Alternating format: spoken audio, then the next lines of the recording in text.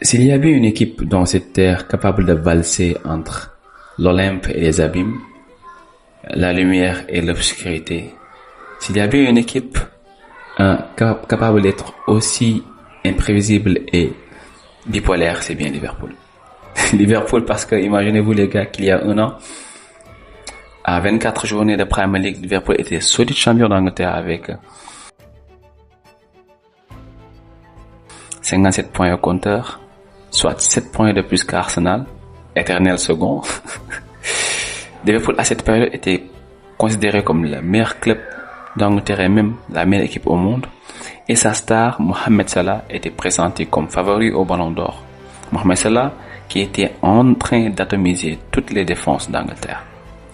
Un an après 24 journées de Premier League toujours, Liverpool n'a que 39 points au compteur, soit 18 de moins qu'il y a un an.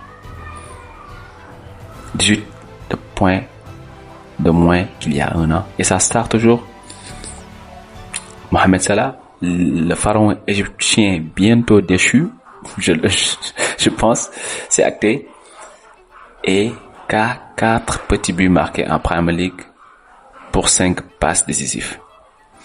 Donc une chute vertigineuse tant pour le club, pour l'équipe en tout cas, que pour sa star. Qu'est-ce qui s'est passé entre-temps? À quoi est-ce qu'a servi les 550 millions de livres investis durant le mercato d'été pour renforcer cette équipe? Tant de questions auxquelles on va essayer de répondre dans cette vidéo. Mais avant d'aller plus loin dans cette vidéo, je voudrais demander 3 choses. La première, c'est de t'abonner à la chaîne. La seconde, c'est d'activer la cloche de notification afin de ne manquer aucune de nos prochaines vidéos. Et la troisième chose, tout aussi importante, mais tellement facile les gars, c'est de lâcher un petit pouce bleu. Ça ne dure qu'une seule seconde. Donc on compte vraiment sur vous pour atteindre notre objectif qui est de compter 1000 abonnés sur cette chaîne à fin mars. C'est bien possible, mais il n'y a que vous qui puissiez nous aider à réaliser ce rêve. Alors, pour parler de Liverpool, je pense qu'il est important, de relever ces 3 points. Le premier point serait pour moi l'état de forme des cadres. Mohamed Salah, Virgil van Dijk, McAllister et même Alisson Becker. Le second point, c'est le bilan qu'on peut faire à mi-chemin des recrues. Et le troisième, c'est l'impact qu'a eu les départs que sont Alexander Arnold ou bien Luis Diaz. Et pour évoquer le premier point, je pense que si Liverpool est dans cette situation-là, c'est que en fait il y a des cadres qui n'ont pas su répondre à l'appel, qui n'ont pas su garder le même rythme ou bien le même niveau de performance qu'il y a un an. Mohamed Salah, qui était le buteur attitré de Liverpool depuis de nombreuses saisons.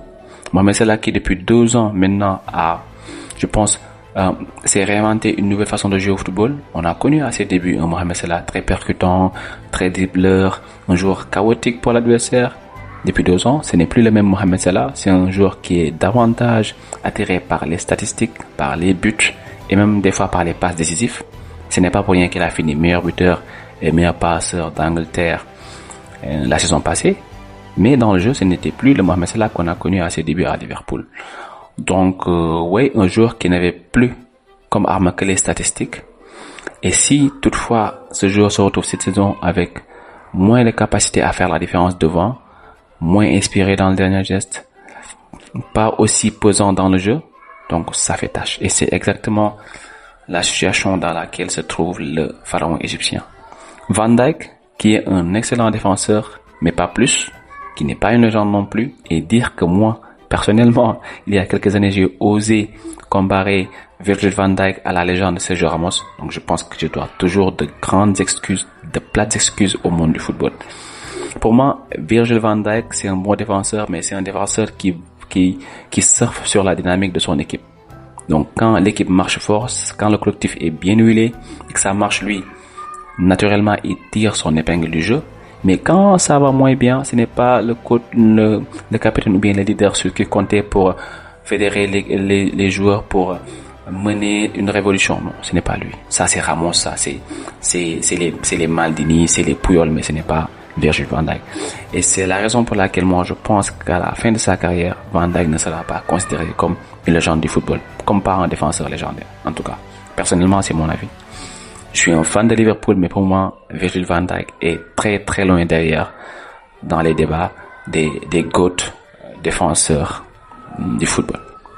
McAllister, qui pour moi, la saison passée, était également le patron du milieu de terrain, il tamborisait le jeu, c'est lui qui créait un peu le jeu dans cette position de meneur reculé. Cette saison, il a eu un début de saison très compliqué. Je pense qu'il a été blessé de nombreuses fois en début de saison. Il a eu du mal un peu à retrouver son rythme. Même si sur le dernier match, ça va, on ressent un peu un McAllister beaucoup plus serein, beaucoup plus juste dans les choix, qui a retrouvé son génie et sa capacité à vraiment organiser le jeu de Liverpool. On espère que ça ira crescendo tout au long de la saison.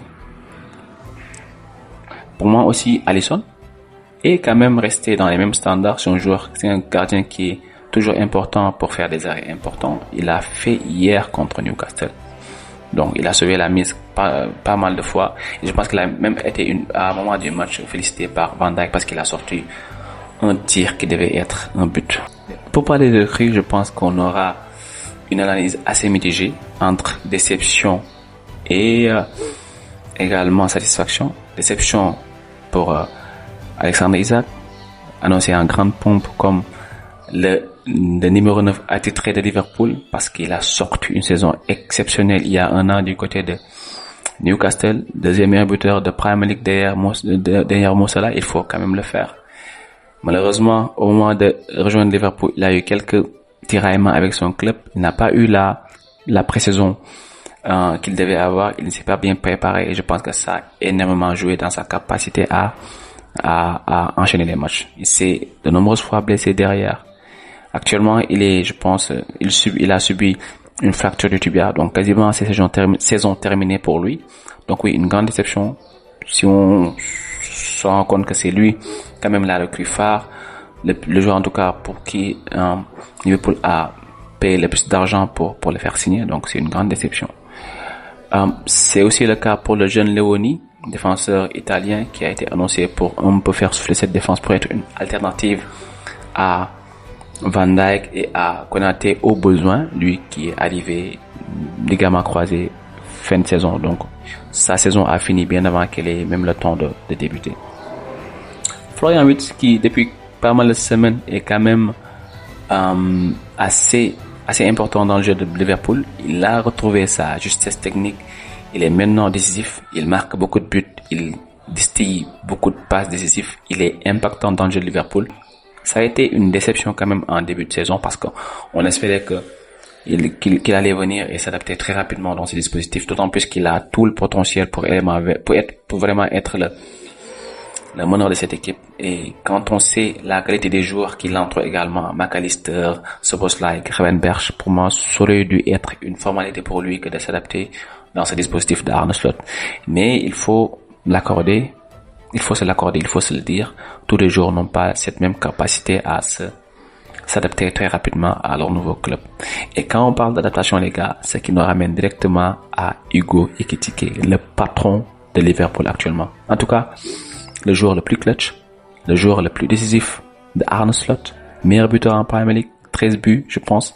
Et quand on sait qu'il vient d'Allemagne, donc il vient de découvrir et la Premier League et Liverpool.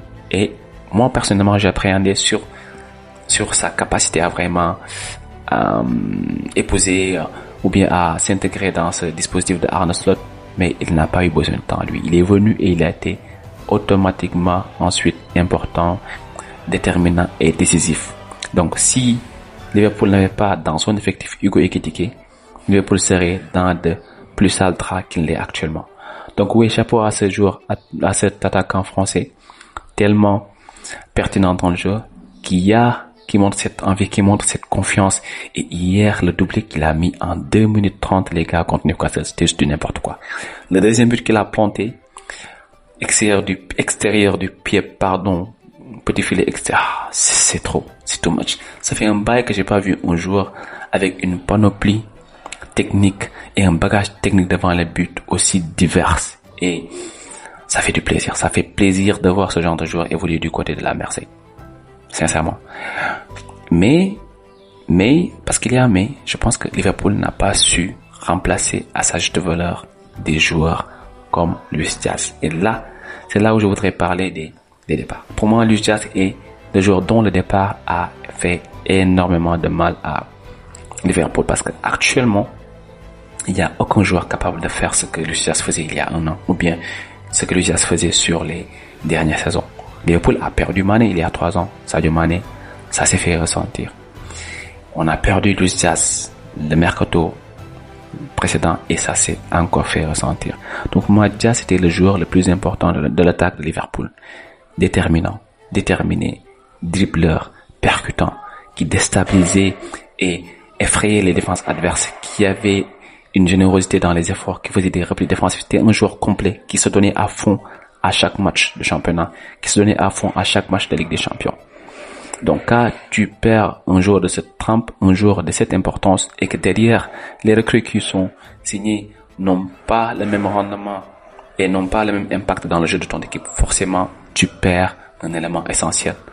Cody Gakpo joue à la place de Luis Diaz aujourd'hui, mais Gakpo ce n'est pas le même profil que Luis Diaz. Gakpo c'est plus un joueur axial qui va mettre ses buts, qui va mettre ses passes D, mais ce n'est pas le joueur qui va impacter, qui va fatiguer, qui va vraiment donner du fil à retordre à la défense adverse.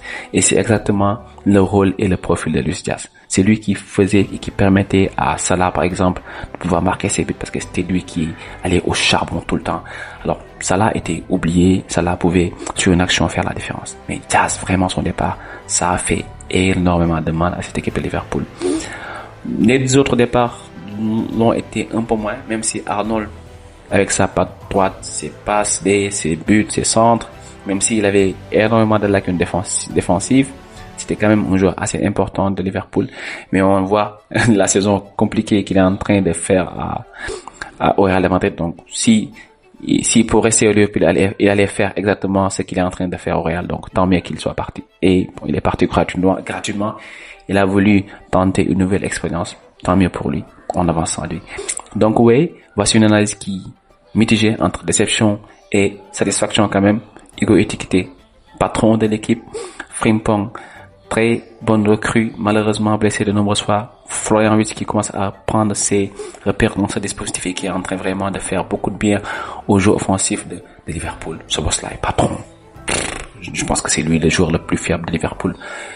Ouais, donc on espère vraiment que cette dynamique qui est en train de se dessiner, même si ça ne fait qu'une seule victoire en Premier League depuis 5 semaines, je pense. Ouais, donc c'est 3 points importants à prendre, d'autant plus que le week-end prochain, on croise Manchester City de Guardiola et je pense que ça va être un match très très compliqué. Et je ne vois pas Liverpool faire le même score ou bien le même résultat contre City que hier contre Newcastle. C'est pas les mêmes équipes. Newcastle est dans une situation assez similaire de la nôtre, c'est-à-dire beaucoup de blessures, des résultats en demi-teinte, mi-heureuse, hein. City, deuxième de Premier League, solide, deuxième de Premier League. City qui s'est renforcé durant le mercato d'hiver. Semenyo qui est venu renforcer l'attaque. Guéhi qui est venu stabiliser la défense en l'absence de défenseurs importants comme Ruben Dias, comme anglais John Stones, Josko Vardiol qui était durant toute cette saison le défenseur le plus fiable de City. Donc oui, avec l'arrivée de Guéhi, ça va faire énormément de bien à l'arrière-garde des Citizens. Donc oui, ça va être très compliqué pour Liverpool. Si jamais Liverpool gagne, je pense qu'ils se seront relancés définitivement dans cette Premier League parce que ça va leur donner un capital confiance ainsi que voilà, peut-être un niveau de performance du football encore meilleur sur les prochaines semaines afin d'accrocher une place de Ligue des Champions, une place qualificative pour la Ligue des Champions parce que personnellement la Premier League elle est morte, le titre il est mort pour Liverpool. Trop de retard sur Arsenal. Je vois City aller chercher Arsenal, Liverpool non. Je pense que Liverpool pour le moment son objectif c'est de prendre match après match, d'amasser le maximum de points possible afin d'être parmi les équipes qualifiées pour la prochaine Ligue des Champions. Au-delà de cette saison, on verra ce qui pourra se faire et je pense que l'avenir sera radieux si jamais on est qualifié en Ligue des Champions. Ouais, ça c'est le plus important. Donc oui, j'espère que cette vidéo vous aura plu. J'espère également recevoir vos avis dans les commentaires. C'était tout pour aujourd'hui. On se retrouve très très rapidement pour une nouvelle vidéo sur votre chaîne préférée. Prenez soin de vous. Passez un excellent dimanche.